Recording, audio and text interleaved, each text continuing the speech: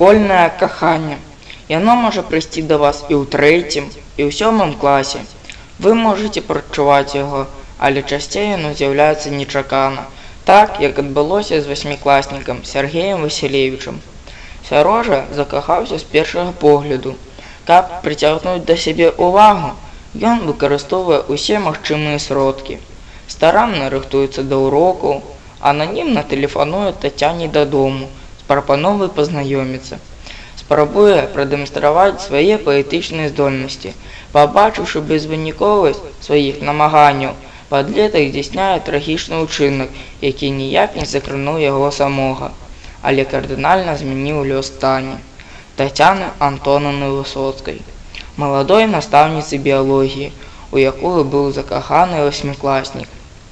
Што ж зрабіў Сергей Васілевіч і які нечаканы працяг атрымала гісторыя праз 20 гадоў? Чытайце аповесць Алеся Бадака «Адзінокі 8-класнік хоча пазнаёміцца», якая раскрывае не толькі праблему адносін паміж настаўнікамі і вучнямі, але і праблему дабра і зла, шчасця і кахання, адказнасці за свае ўчынкі.